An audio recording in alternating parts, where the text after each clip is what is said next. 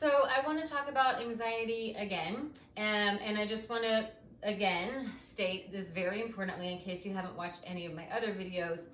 If you are working through an anxiety disorder, if you have panic attacks, if you know that your anxiety comes from unhealed or unresolved trauma, please seek out a medical professional, a therapist, somebody to help guide you through this work. These videos, the tips, the tricks that I give you, they are not to replace that work. They are only to assist that work that you're doing. Now, again, some people just get stuck in that anxious state physiologically. It's mild. They just have to do a couple of movements and breath work and they're able, it's fine.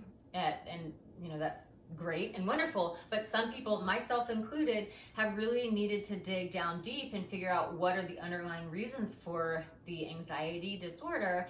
And so, it's really important to have somebody, an objective medical professional, to help you work through it. And again, you can even show them this video, make sure they approve.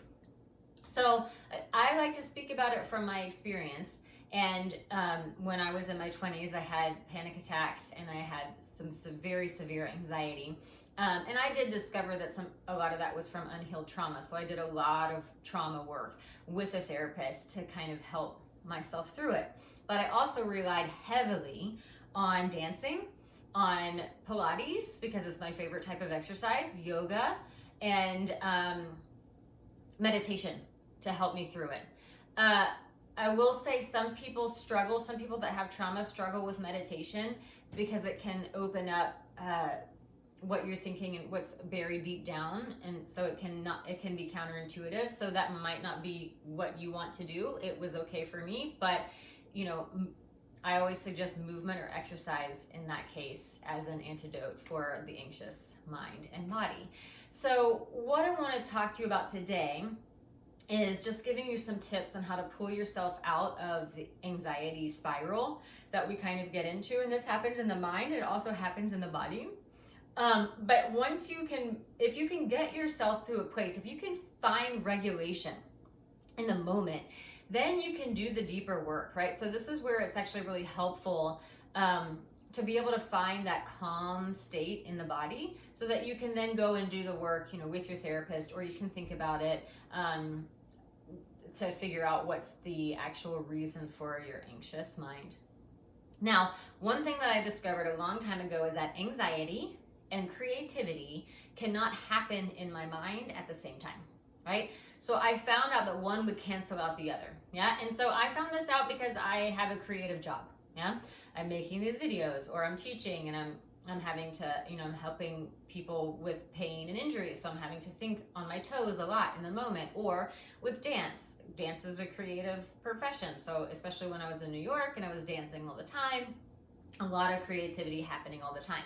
But I noticed very quickly that when I got stuck in anxiety, I could not be creative.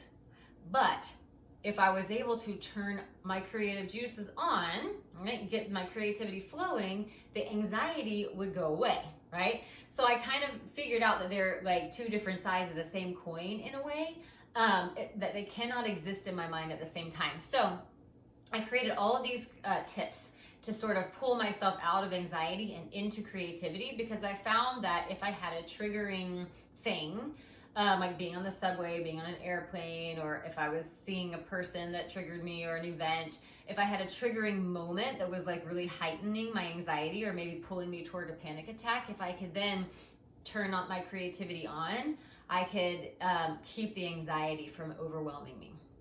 Now, if you want to know more about the physiological feeling of anxiety, the vagus nerve and all that stuff, there's tons of videos on my YouTube channel all about this subject, so go ahead and check that out.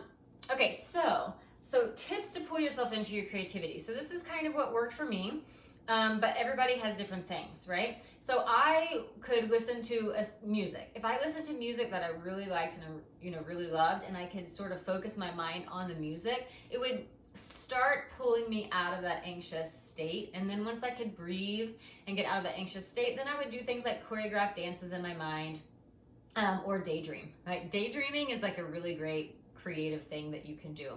And I would choreograph dances in my mind. That's for me. Now you can just stand up and dance around, right? Nobody's watching. Who cares? If you're standing in your kitchen, you're dancing around to your favorite music.